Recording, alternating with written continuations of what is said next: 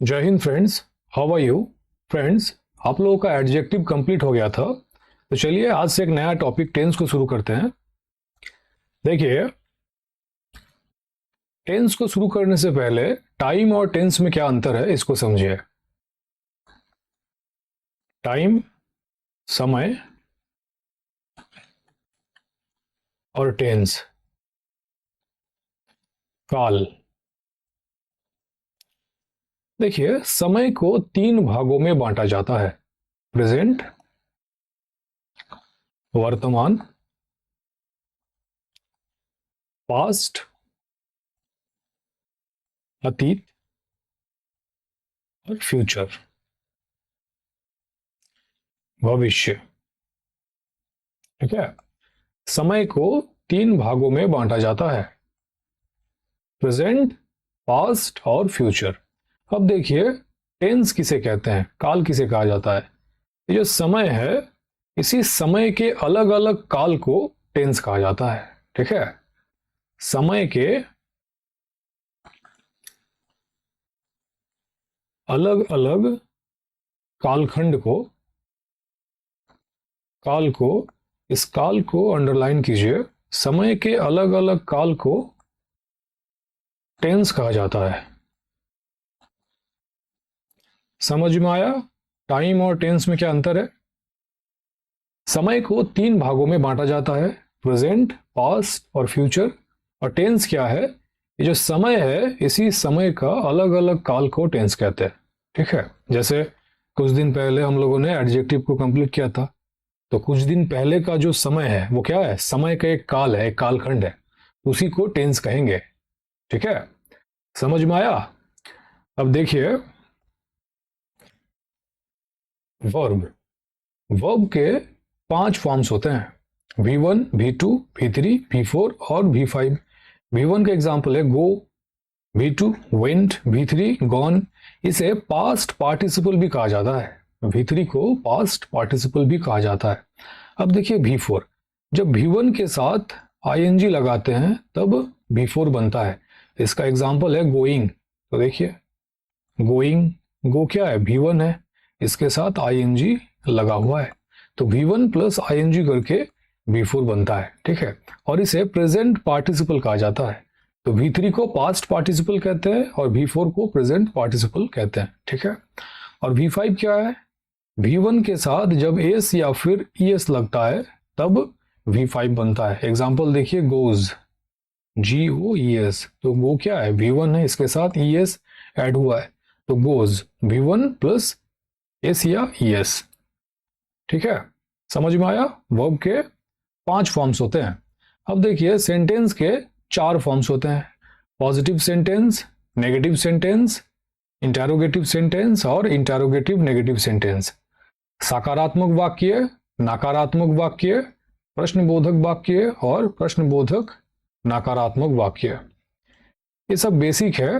अब टेंस को शुरू कर रहे हैं, इसलिए ये बेसिक भी बताना जरूरी है, आगे टेंस में इसका यूज होगा। ठीक है, हर एक टेंस में पॉजिटिव में क्या स्ट्रक्चर होगा, नेगेटिव में क्या स्ट्रक्चर होगा, इंटरोगेटिव में क्या स्ट्रक्चर होगा और इंटरोगेटिव नेगेटिव वाक्य में क्या स्ट्रक्चर होगा, इसको आपको ठीक से समझना है। अगर आप टेंस को ठीक से नहीं समझेंगे तो आगे एक्टिव पैसिव सब में दिक्कत हो जाएगा। ठीक है, तो टेंस को ठीक से समझिएगा। तो ये तो बेसिक था। अब आ जाइए टेंस पर। पहला टेंस है प्रेजेंट इंडेफिनिट टेंस। तो आइए देखते हैं। देखिए, present indefinite tense. Present indefinite tense का पॉजिटिव वाक्य में 2 स्ट्रक्चर होता है। अभी बताया सेंटेंस के 4 फॉर्म्स होते हैं: positive sentence, negative sentence, interrogative sentence और इंटरोगेटिव नेगेटिव सेंटेंस। आपको हर एक टेंस में पॉजिटिव वाक्य में क्या स्ट्रक्चर होगा, नेगेटिव वाक्य में क्या स्ट्रक्चर होगा, इंटरोगेटिव वाक्य में क्या स्ट्रक्चर होगा और इंटरोगेटिव नेगेटिव वाक्य में क्या स्ट्रक्चर होगा, इसको ठीक से समझना है। अगर इसको ठीक से समझ जाएंगे तो टेंस को ठीक से समझ जाएंगे और आगे एक्टिव पैसिव आदि में ठीक से परफॉर्म कर पाइएगा। ठीक है, तो ठीक से समझिएगा। देखिए, प्रेजेंट इंडेफिनिट टेंस का पॉजिटिव वाक्य में 2 स्ट्रक्चर होता है। पहला जो स्ट्रक्चर है वो क्या है? Subject plus V1 plus object. Subject plus V1 plus object. इसमें जो सब्जेक्ट होता है वो क्या होता है? देखिए, इसमें subject I, we, you, they एवं प्लूरल नाउन होता है। ठीक है, इसमें subject I, we, you, they एवं प्लूरल नाउन होता है। देखिए एग्जाम्पल है, I go oblique goes to the office. तो बताइए क्या होगा, गो होगा या फिर गोज होगा? ऑप्शन ए गो होगा या फिर ऑप्शन बी गोज होगा? आई गो टू द ऑफिस होगा या फिर आई गोज टू द ऑफिस होगा? बताइए। इसमें subject I, we, you, they एवं प्लूरल नाउन होता है। प्लूरल नाउन तो गोज होगा? नहीं होगा, गो होगा। आई गो टू द ऑफिस होगा। ठीक है, अब देखिए दूसरा जो स्ट्रक्चर है वो क्या है, subject plus V1 plus V1 के साथ एस या फिर ES लगेगा प्लस ऑब्जेक्ट। ठीक, subject plus V1 plus S या ES प्लस ऑब्जेक्ट। इसमें जो सब्जेक्ट होता है वो क्या होता है, ही, शी, इट एवं सिंगुलर नाउन होता है। ठीक है, इसमें सब्जेक्ट ही, शी, इट एवं सिंगुलर नाउन होता है। देखिए एग्जाम्पल है, Raju work oblique works in Honda. तो बताइए क्या होगा, ऑप्शन ए वर्क होगा या फिर ऑप्शन बी वर्क्स होगा? राजू वर्क इन होंडा होगा या फिर राजू वर्क्स इन होंडा होगा? सब्जेक्ट वर्ब एग्रीमेंट का जो पहला क्लास था उसी में बताया था कि वर्ब जो है वो सब्जेक्ट के अकॉर्डिंग अरेंज होता है। अगर सब्जेक्ट सिंगुलर है तो वर्ब भी क्या होगा, सिंगुलर होगा। और अगर सब्जेक्ट जो है वो प्लूरल है तो वर्ब क्या होगा, वर्ब भी प्लूरल वर्ब होगा। अर्थात वर्ब जो है सब्जेक्ट के अकॉर्डिंग अरेंज होता है। तो राजू क्या है, सिंगुलर नाउन है, सिंगुलर सब्जेक्ट है, तो वर्क होगा? नहीं होगा, वर्क्स होगा। ठीक है, वर्क क्या है, प्लूरल वर्ब है, और वर्क्स सिंगुलर वर्ब है। यह भी तो बताया था कि दुनिया का हर एक वर्ब जन्म से ही प्लूरल होता है, उसके साथ एस या फिर ES लगाकर सिंगुलर किया जाता है। तो वर्क, इसके साथ एस लग गया तो सिंगुलर वर्ब हो गया वर्क्स। इसी तरह नो, नो क्या है, प्लूरल वर्ब है, इसके साथ एस लगा देंगे तो नोज हो जाएगा, सिंगुलर वर्ब हो जाएगा। ठीक है, हर एक वर्ब दुनिया का जन्म से ही प्लूरल होता है, उसके साथ एस या ES लगाकर सिंगुलर करते हैं। अब देखिए एस कहां पर लगाना है वो तो दिख रहा है, वर्ब के साथ लगा दिए, नो के साथ लगा दिए। ठीक है, तो वर्क्स, नोज। ES कब लगाते हैं, एस कब लगता है तो दिख रहा है, ES कब लगता है? देखिए जब भी वर्ब के अंत में CH, SH, SS या फिर O हो तो उसके साथ ES लगता है। ठीक है, जब भी वर्ब के अंत में CH, SH, SS या फिर O आता है तब उसके साथ ES लगता है। समझ में आया? देखिए Raju go oblique goes to the office, तो गो देखिए क्या है, वर्ब है, और वर्ब के अंत में O है, तो अंत में O है ना, तो इसके साथ ES लग जाएगा, गोज हो जाएगा। तो Raju goes to the office होगा, गो नहीं होगा, Raju goes to the office होगा। राजू क्या है, सिंगुलर सब्जेक्ट है, तो गोज ही होगा। ठीक, आगे बढ़े, चलिए अब देखिए प्रेजेंट इंडेफिनिट टेंस का नेगेटिव वाक्य में क्या स्ट्रक्चर होगा। Subject plus do oblique does plus not, अब नेगेटिव वाक्य है तो नॉट ही होगा। ठीक है, not plus main verb plus object. ठीक है, सब्जेक्ट प्लस डू या फिर डज होगा, जो भी होगा आगे देखेंगे कहाँ डू होता है कहाँ डज होता है। तो subject plus do oblique does plus not plus main verb plus object. तो नॉट कहां पर आएगा, डू डज और मेन वर्ब के बीच में नॉट आएगा। ठीक है, डू डज और मेन वर्ब के बीच में आएगा। ठीक, देखिए डू कब होगा, जब सब्जेक्ट में आई, वी, यू, दे होता है तब डू आएगा। जब सब्जेक्ट में आई, वी, यू, दे होगा तब डू आएगा, और जब सब्जेक्ट में ही, शी, इट या कोई नाम आएगा तब डज होगा। ठीक है, जब subject I we you they होता है तब डू आता है, और जब सब्जेक्ट ही शी इट या कोई नाम आता है तब डज होता है। तो जब सब्जेक्ट में आई होगा, यू होगा, वी होगा, दे होगा तब डू आएगा, और जब सब्जेक्ट में ही शी इट या कोई नेम आएगा तब डज होगा। समझ में आया? कब डू होगा, कब डज होगा। अब देखिए एग्जांपल है, I do not know you, मैं तुम्हें नहीं जानता। तो देखिए नॉट जो है, डू, नो क्या है, मेन वर्ब है, तो डू और मेन वर्ब के बीच में आया है,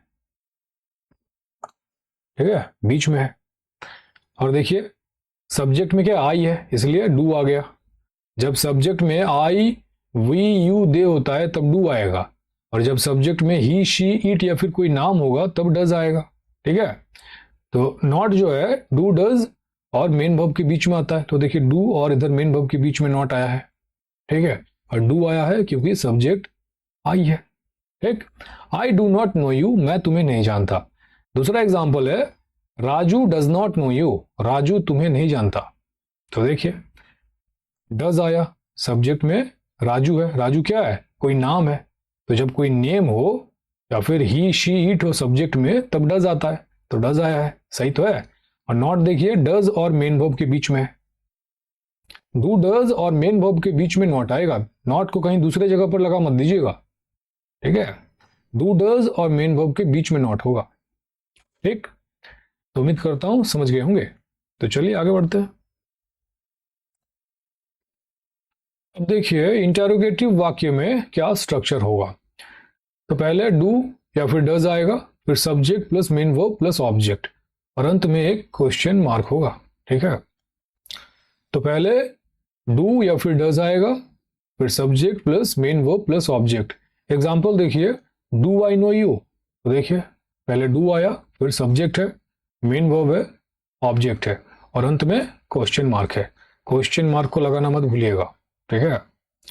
और अगर WH फैमिली का वर्ड आ जाए तो क्या होगा।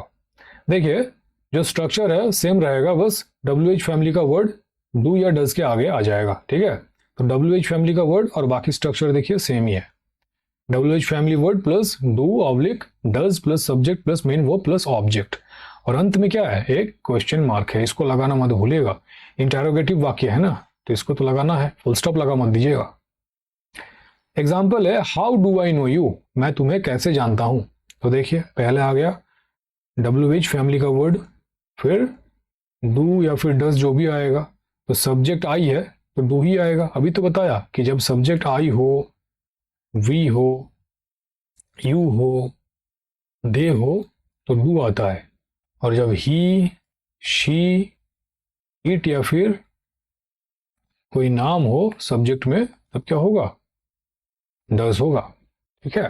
तो सब्जेक्ट आई है इसलिए डू ही होगा, तो डू आया, फिर सब्जेक्ट है, मेन वर्ब है, और ये ऑब्जेक्ट है, अंत में क्वेश्चन मार्क है। समझ में आया? स्ट्रक्चर सेम ही है, बस WH फैमिली का वर्ड इसके आगे आ जाएगा, बाकी सब सेम है, ठीक है। तो चलिए आगे बढ़ते हैं। अब देखिए अगला है, इंटेरोगेटिव नेगेटिव वाक्य में क्या स्ट्रक्चर होगा। सेम स्ट्रक्चर जो अभी इंटेरोगेटिव वाक्य में देख के आए सेम वही होगा, बस नेगेटिव है ना इसलिए एक एक्स्ट्रा नॉट लग जाएगा। तो इंटेरोगेटिव वाक्य का स्ट्रक्चर क्या था, डू या फिर डज सबसे पहले आएगा, फिर सब्जेक्ट आएगा, फिर मेन वर्ब आएगा, और अंत में ऑब्जेक्ट। यही तो था, अभी तो किया। देखिए do does plus subject plus main verb plus object, do does plus subject plus main verb plus object. अब देखिए इंटेरोगेटिव नेगेटिव वाक्य है ना, तो नेगेटिव है इसलिए एक्स्ट्रा एक नॉट लग जाएगा, बाकी चीजें सब सेम है तो एक्स्ट्रा एक नॉट लग गया, और कहां पर लगा, सब्जेक्ट और मेन वर्ब के बीच में, ठीक है। तो सब्जेक्ट और मेन वर्ब के बीच में एक नॉट लग जाएगा, ठीक। तो सबको पकड़ पकड़ के याद मत कीजिएगा, थोड़ा सा दिमाग लगाएंगे तो मेहनत आधा हो जाएगा, ठीक है। तो इंटेरोगेटिव नेगेटिव वाक्य में क्या स्ट्रक्चर होगा, डू डज आएगा सबसे पहले, फिर subject plus not plus main verb plus object, और अंत में एक क्वेश्चन मार्क। तो नॉट कहां आएगा, सब्जेक्ट और मेन वर्ब के बीच में आएगा, ठीक है। एग्जाम्पल देखिए, do I not know you, not कहाँ आया, देखिए आई क्या है, सब्जेक्ट है, और नो मेन वर्ब है, तो सब्जेक्ट और मेन वर्ब के बीच में आएगा। ठीक है। और अगर डब्ल्यू एच फैमिली का वर्ड आ जाए तो क्या होगा, सेम जो अभी समझाया था, डू डज के आगे लग जाएगा, बाकी जो स्ट्रक्चर है वो सेम रहेगा, बस डू डज के आगे डब्ल्यू एच फैमिली का वर्ड लग जाएगा। समझ में आया? तो चलिए आगे बढ़ते हैं। देखिए, प्रेजेंट इंडेफिनिट टेंस का पॉजिटिव वाक्य में क्या स्ट्रक्चर होगा, नेगेटिव वाक्य में क्या स्ट्रक्चर होगा, इंटेरोगेटिव वाक्य में क्या स्ट्रक्चर होगा, और इंटेरोगेटिव नेगेटिव वाक्य में क्या स्ट्रक्चर होगा। उम्मीद करता हूं आप लोग समझ गए होंगे। अब ये तो बेसिक है, ठीक है। अब हम लोग देखते हैं use of present indefinite tense, जो कि एग्जाम पॉइंट ऑफ व्यू से इंपॉर्टेंट है। ठीक है, तो चलिए देखते हैं इसका यूज कहां कहां होगा। ठीक है, देखिए पहला यूज है यदि, usually, frequently, often, always, repeatedly, बेयरली, rarely, hardly, scarcely, never, seldom आदि शब्दों के प्रयोग से किसी आदत या हैबिट, रिपीटेड एक्शन या रूटीन को दिखाया जाए तो वाक्य प्रेजेंट इंडेफिनिट टेंस में होगा। ठीक है, इन शब्दों के माध्यम से किसी आदत या फिर हैबिट, रिपीटेड एक्शन, रूटीन आदि को दिखाया जाए तो वाक्य प्रेजेंट इंडेफिनिट टेंस में होगा। ये जो शब्द है, ये शब्द, इसे एडवर्ब ऑफ फ्रीक्वेंसी कहा जाता है। ये वर्ब से पहले आते हैं, तो वर्ब से पहले क्या आएगा, एडवर्ब ऑफ फ्रीक्वेंसी आएगा। ठीक, ये शब्द एडवर्ब ऑफ फ्रीक्वेंसी है और ये वर्ब के पहले आएंगे। और अगर इन शब्दों के प्रयोग से किसी आदत या हैबिट, रिपीटेड एक्शन या रूटीन को दिखाया जाए तो वाक्य प्रेजेंट इंडेफिनिट टेंस में होगा। याद रहेगा? तो चलिए एग्जाम्पल देखते हैं इसका। देखिए पहला एग्जाम्पल है, Raju is always telling the truth. बताइए कहां पर गलती है। Raju is always telling the truth. देखिए ऑलवेज है, ऑलवेज क्या है, एडवर्ब ऑफ फ्रीक्वेंसी है, अभी तो बताया। देखिए always, repeatedly, बेयरली, rarely, hardly, scarcely, never, seldom, often, frequently, ये सब एडवर्ब ऑफ फ्रीक्वेंसी है और ये वर्ब से पहले आते हैं। ठीक है, और ये शब्द अगर किसी की आदत या हैबिट, रिपीटेड एक्शन, रूटीन आदि को दिखाए तो वाक्य प्रेजेंट इंडेफिनिट टेंस में होता है।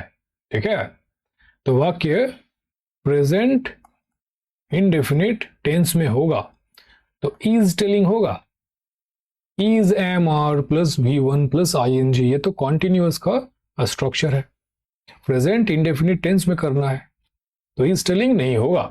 तो सही उत्तर क्या होगा, Raju always tells the truth. ठीक है, Raju always tells the truth होगा सही आंसर, ट्रूथ। ठीक है, देखिए एडवर्ब ऑफ फ्रीक्वेंसी है और ये वर्ब है तो वर्ब से पहले भी आ गया और वाक्य प्रेजेंट इंडेफिनिट टेंस में भी हो गया। ठीक है, इस तरह से आपको करना है। Raju always tells the truth. Next, Shruti is helping Prashant often. बताइए कहां पर गलती है, करेक्ट कीजिए। श्रुति इज हेल्पिंग प्रशांत ऑफन, खुद से कीजिए, गलत होता है होने दीजिए, गलती होगा तभी सीखेंगे, बैठे मत रहिए, स्टेप बाय स्टेप कीजिए। फाइंड कीजिए एडवर्ब ऑफ फ्रीक्वेंसी कहां पर है, फिर देखिए कहां पर गलती है। Shruti is helping Prashant often, often क्या है, एडवर्ब ऑफ फ्रीक्वेंसी है तो इज हेल्पिंग होगा, नहीं होगा, तो क्या होगा, श्रुति हेल्प्स प्रशांत ऑफन, ये होगा। वाक्य को प्रेजेंट इंडेफिनिट टेंस में तो करना है, साथ ही साथ इसको भी ध्यान में रखना है एडवर्ब ऑफ फ्रीक्वेंसी वर्ब से पहले आता है तो यहां पर ऑफन आएगा। श्रुति ऑफन हेल्प प्रशांत होगा, ऐसा नहीं करना है।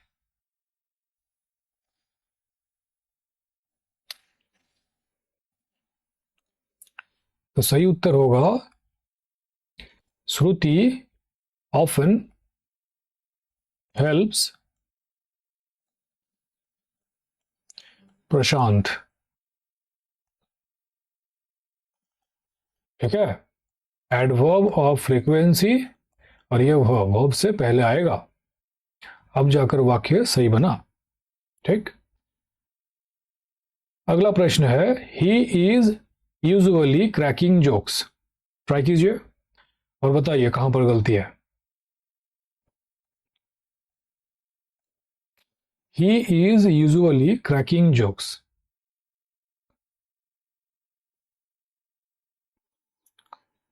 क्या होगा?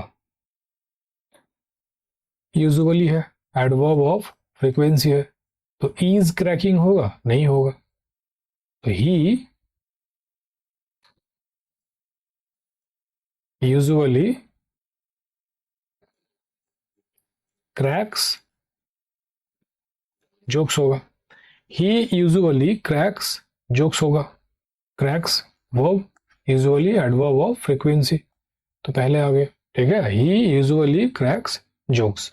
नेक्स्ट है he is not talking to her never. बताइए कहां पर गलती है। He is not talking to her never, इसमें तो बहुत सारा गलती है। पहला गलती, नेवर ऑलरेडी है तो नॉट फिर से क्यों है, तो नॉट नहीं होगा, तो जबरदस्ती को मतलब डाल दिया है। नेवर है तो फिर नॉट का क्या प्रयोजन है।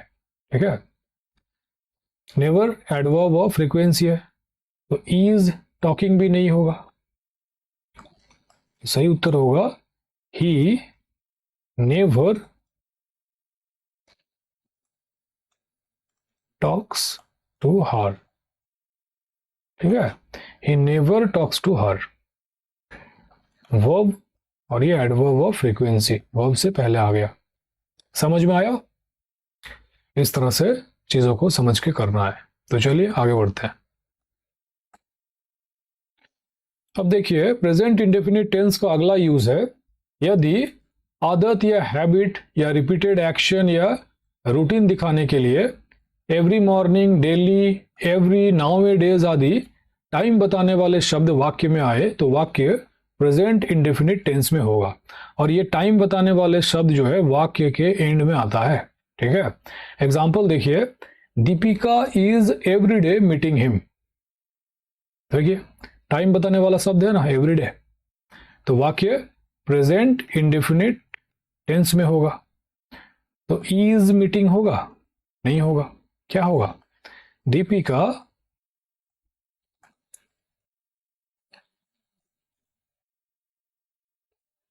एवरीडे मीट्स हिम, ऐसा होगा? ऐसा नहीं होगा।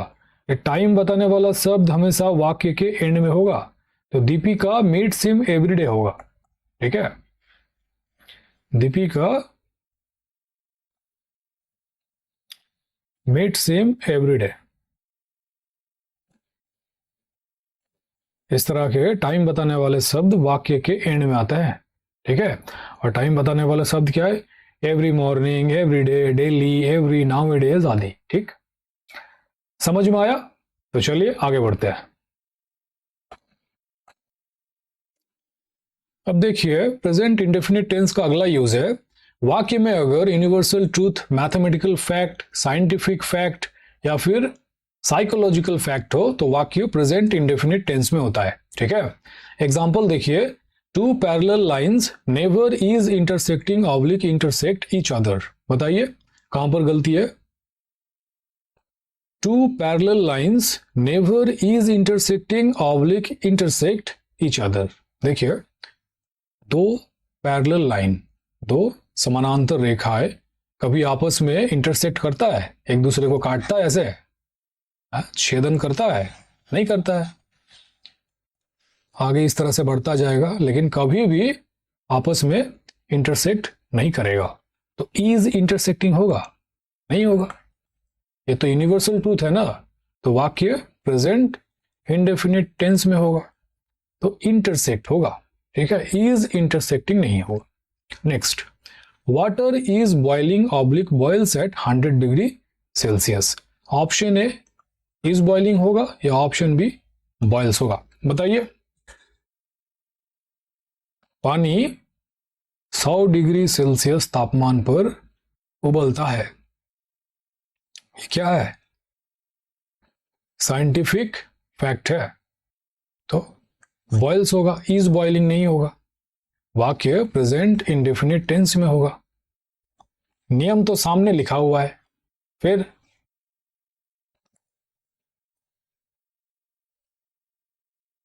अगला एग्जांपल देखिए। The earth is pulling oblique pulls everything downwards. बताइए, इज पुलिंग होगा या फिर पुल्स होगा? अर्थ,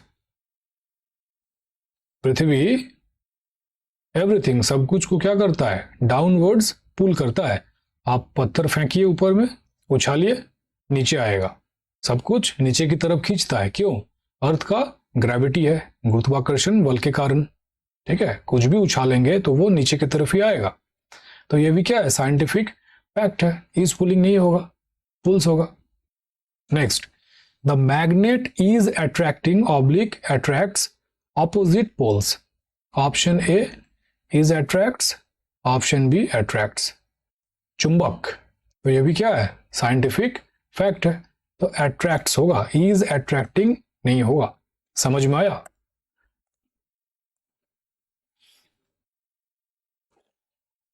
अगला एग्जांपल देखिए। A bisector is dividing oblique divides an angle into 2 equal parts. बताइए, ऑप्शन ए इज डिवाइडिंग होगा या ऑप्शन बी डिवाइड्स होगा?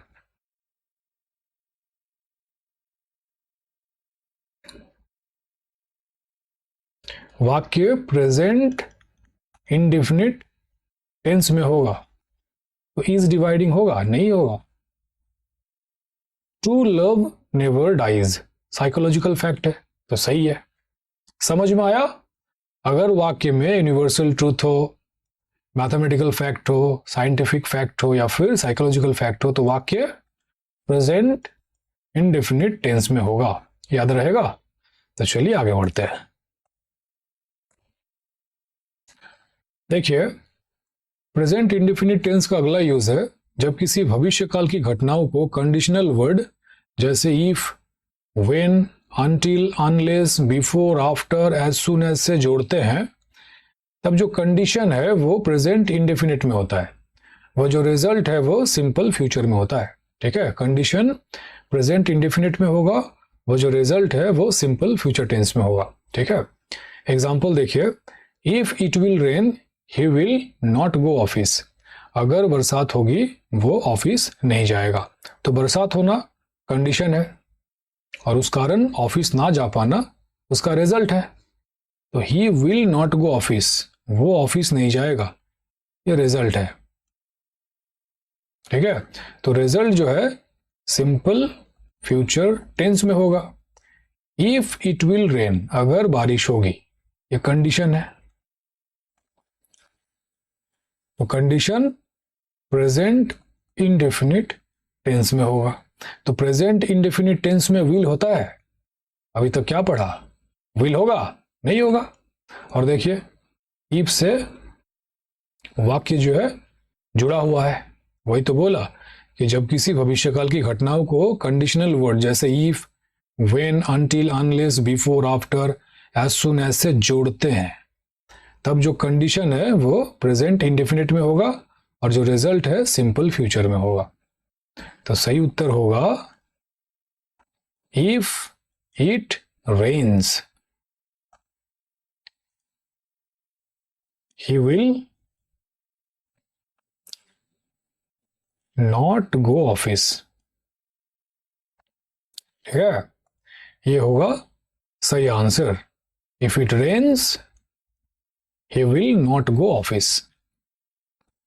कंडीशन प्रेजेंट इंडेफिनिट टेंस में होगा और ये रिजल्ट सिंपल फ्यूचर टेंस में होगा। समझ में आया? अब देखिए अगला एग्जांपल है, they will support you. They will support you if you will speak the truth. अगर आप सच बोलोगे तो वे आपको सपोर्ट करेगा। तो आपका सच बोलना कंडीशन है और उस कारण उन लोगों का सपोर्ट करना उसका रिजल्ट है। If you will speak the truth, अगर आप सच बोलोगे तो ये कंडीशन है। दे विल सपोर्ट यू, ये रिजल्ट है। तो कंडीशन किस में होगा? प्रेजेंट इंडेफिनिट में होगा। तो विल होगा? नहीं होगा।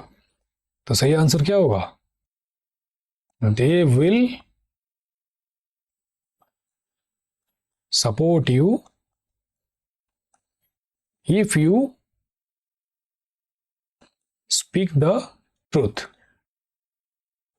If you speak the truth. अब देखो स्पीक्स मत कर देना, स्पीक्स इस तरह का कांड मत करना। यू के साथ स्पीक होता है, ठीक है, स्पीक्स नहीं होगा। तो if you speak the truth, और देखिए इफ से वाक्य जुड़ा हुआ है। तो जो कंडीशन है प्रेजेंट इंडेफिनिट में होगा और रिजल्ट सिंपल फ्यूचर में होगा। They will support you if you speak the truth. समझ में आया? समझे होंगे तो बताइए इसका आंसर क्या होगा। Mohit will let you know as soon as Seema dash. बताइए क्या होगा सही आंसर। Option A come, option B comes, option C came, option D will come. Mohit will let you know as soon as Seema dash. Mohit तुम्हें बता देगा जैसे ही सीमा आ जाती है। तो सीमा का आ जाना क्या है? कंडीशन है, ये कंडीशन है। तो कंडीशन प्रेजेंट इंडेफिनिट टेंस में होता है। मोहित तुम्हें बता देगा, मोहित का बता देना रिजल्ट है और रिजल्ट सिंपल फ्यूचर टेंस में होता है। तो मोहित विल लेट यू नो, ये तो सही है, सिंपल फ्यूचर में है। क्या होगा? सीमा कम होगा। ऑप्शन बी कम्स होगा, ठीक है। Mohit will let you know as soon as Seema comes. Mohit तुम्हें बता देगा जैसे ही सीमा आ जाती है। और देखिए as soon as conditional word है, ये वाक्य को जोड़ रहा है। समझ में आया? तो चलिए आगे बढ़ते हैं। प्रेजेंट इंडेफिनिट टेंस आप लोगों का कंप्लीट हो गया। अब देखिए present continuous tense. Present continuous tense में पॉजिटिव वाक्य में क्या स्ट्रक्चर होता है? देखिए subject plus is am are plus verb plus ING plus object, ठीक है। Subject plus is am are plus verb plus ING plus object. Example है ही इज वर्किंग, वो काम कर रहा है। ही इज वर्किंग, ठीक है। अब देखिए नेगेटिव वाक्य में क्या स्ट्रक्चर होता है?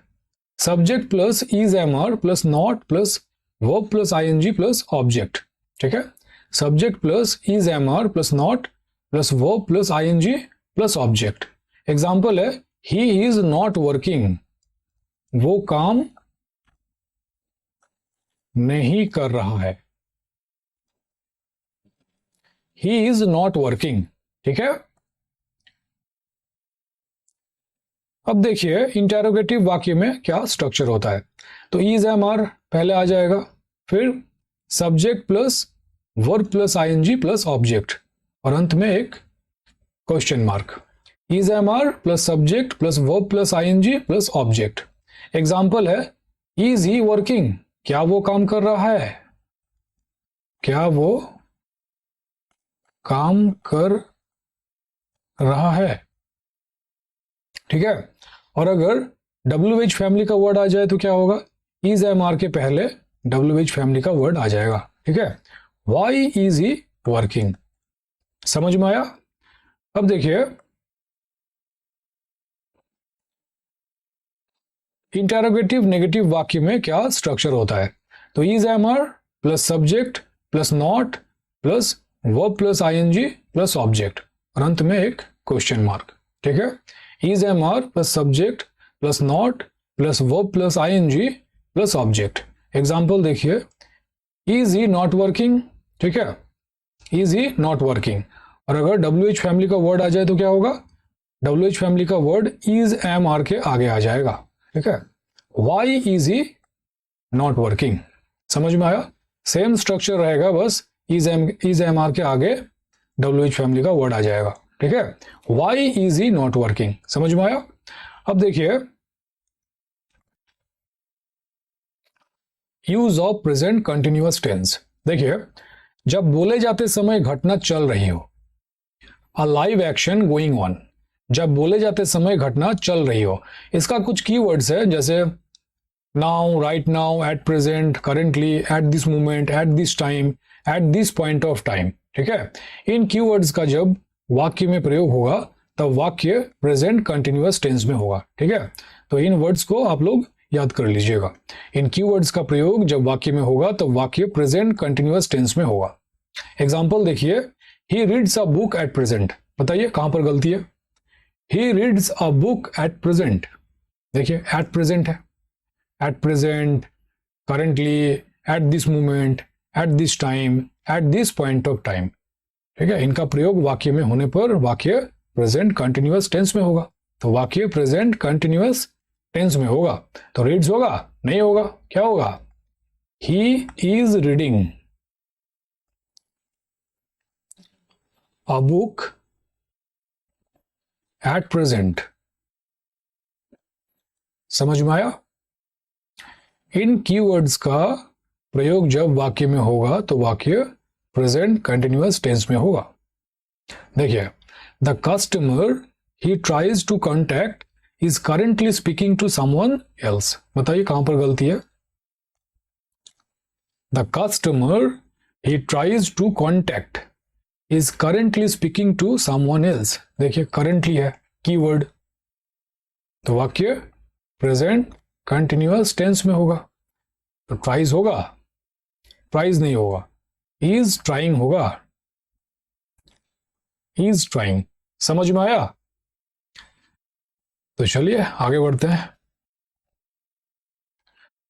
अब देखिए, प्रेजेंट परफेक्ट टेंस, इसका मतलब होता है वर्तमान में कोई घटना या तो अभी अभी शुरू हुआ है या फिर अभी अभी समाप्त हुआ है। ठीक है, वर्तमान में कोई घटना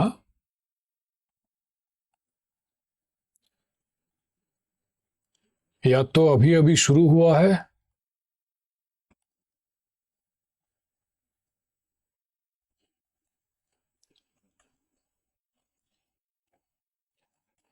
या समाप्त हुआ है। ठीक है, यह होता है प्रेजेंट परफेक्ट का मतलब। अब देखिए, प्रेजेंट परफेक्ट टेंस का पॉजिटिव वाक्य में क्या स्ट्रक्चर होता है? Subject plus has have plus V3 plus object. ठीक है, subject plus has have plus V3 plus object. Example देखिए, राजू हैज कम। ठीक है, तो इसका जो स्ट्रक्चर है पॉजिटिव वाक्य में, subject plus has have plus V3 plus object. ठीक है, अब देखिए नेगेटिव वाक्य में क्या स्ट्रक्चर होता है। ये रहा, देखिए, subject plus has have plus not plus V3 plus object. Not जो है V3 और हैज हैव के बीच में होगा। एग्जाम्पल देखिए, राजू हैज नॉट कम। ठीक है, अब देखिए इंटरोगेटिव सेंटेंस में क्या स्ट्रक्चर होता है। हैज हैव आगे आ जाएगा, फिर subject plus V3 plus object और अंत में एक क्वेश्चन मार्क आएगा। ठीक है, has have plus subject plus V3 plus object. Example देखिए, हैज राजू कम। ठीक है, हैज राजू कम, और अगर WH फैमिली का वर्ड आए तो क्या होगा? जो अभी तक समझाता आ रहा हूं वही चीज होगा, हैज हैव के आगे WH फैमिली का वर्ड लग जाएगा। ठीक है, तो WH फैमिली वर्ड और बाकी स्ट्रक्चर सब सेम रहेगा। WH family word plus has या फिर have plus subject plus V3 plus object. Example देखिए, वाई हैज राजू कम, ठीक है, वाई हैज राजू कम। अब देखिए इंटरोगेटिव नेगेटिव वाक्य में क्या स्ट्रक्चर होगा, सेम वही चीज रहेगा, बस एक एक्स्ट्रा नॉट लग जाएगा, ठीक है। Has have plus subject plus not plus V3 plus object और अंत में एक क्वेश्चन मार्क। एग्जाम्पल देखिए, has Raju not come, has Raju not कम, और अगर WH फैमिली का वर्ड हो तो हैज हैव के आगे WH फैमिली का वर्ड लग जाएगा, बाकी स्ट्रक्चर सब सेम रहेगा, ठीक है। Why has Raju not come, why has Raju not come, ठीक है। अब देखिए use of present perfect tense, देखिए जब रिसेंटली कंप्लीटेड एक्शन में so far, till now, up till now, recently, lately, by now, by this time, yet आदि शब्द sentence के एंड में आए तब प्रेजेंट परफेक्ट टेंस होता है, ठीक है। इन कीवर्ड्स को ध्यान में रखिएगा। एग्जाम्पल देखिए, Rohit understood the process so far, बताइए कहां पर गलती है।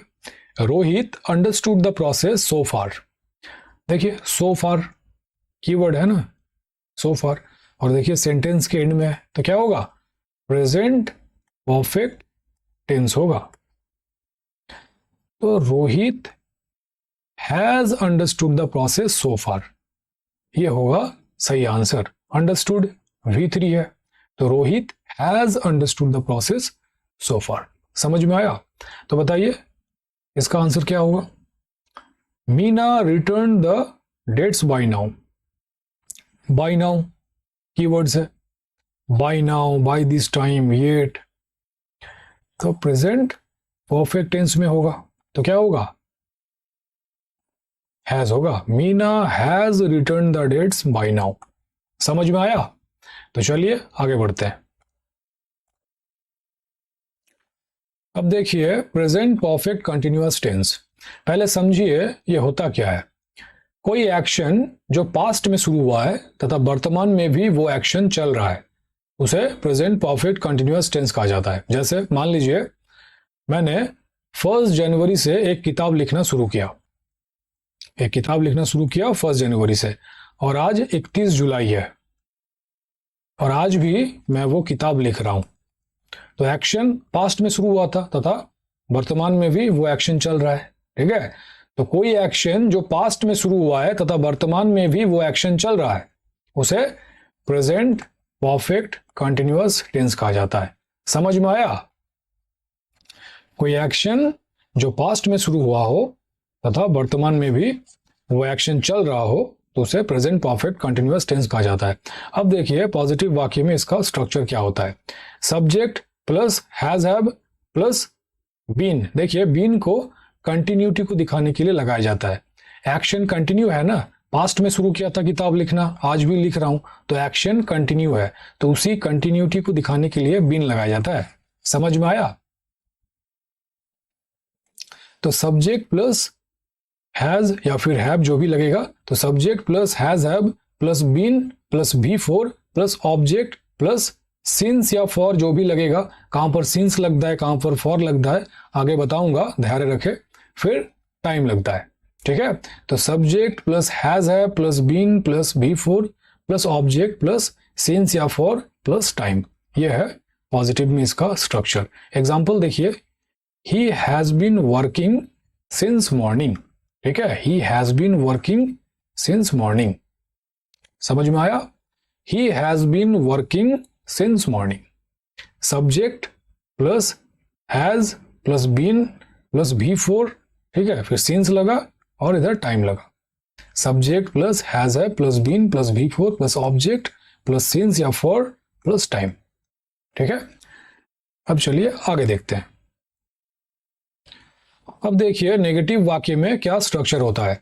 Subject plus has have plus not plus been plus V4 plus object plus since या फॉर प्लस टाइम, ठीक है।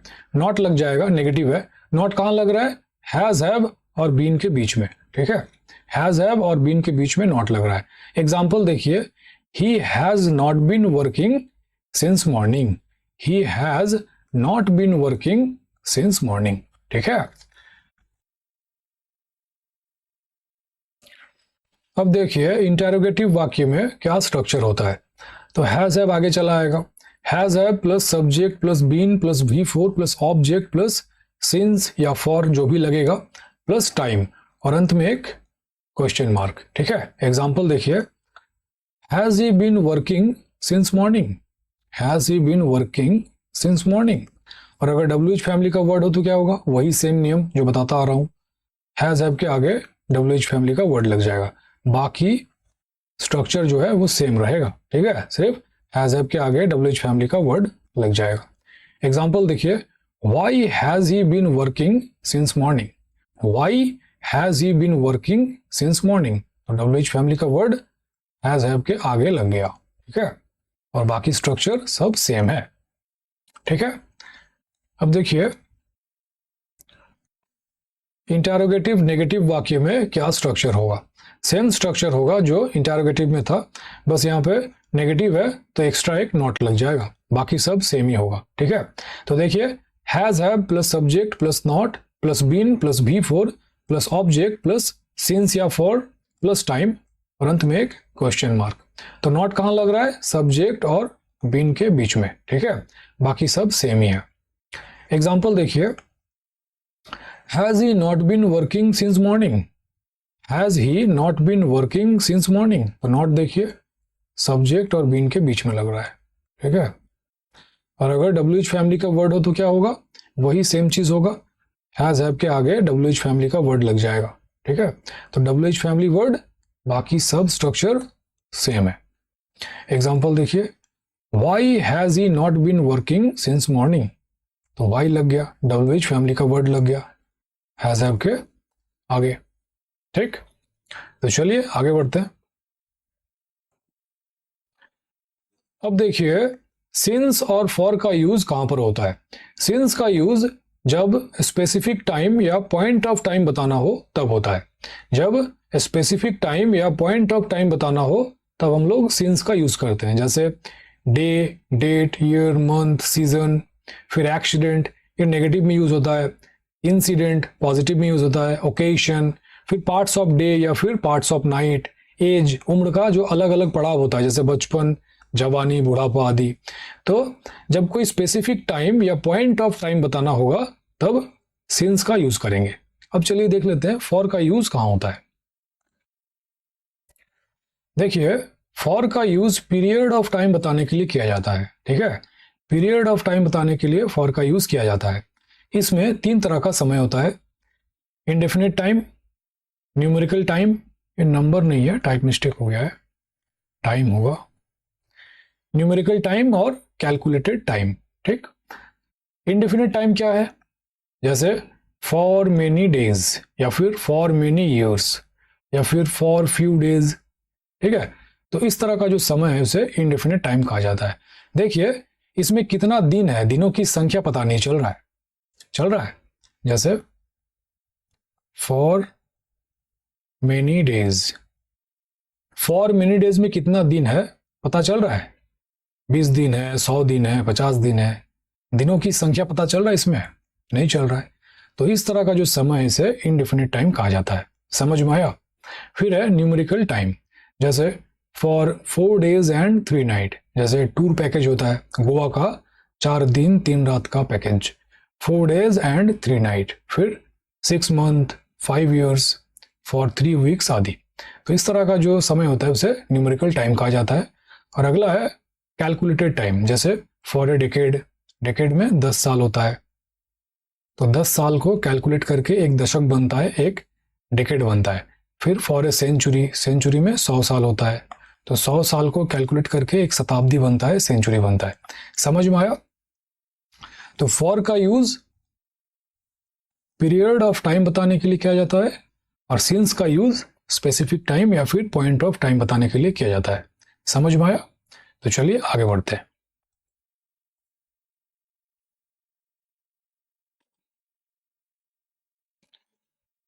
ठीक है फ्रेंड्स, आज के लिए इतना ही रहने देते हैं। जितना बताया गया उसको आप लोग घर में रिवीजन कर लीजिएगा और इसका जो PDF है टेलीग्राम में मिल जाएगा। ठीक है, तो चलिए कल मिलते हैं। Thank you.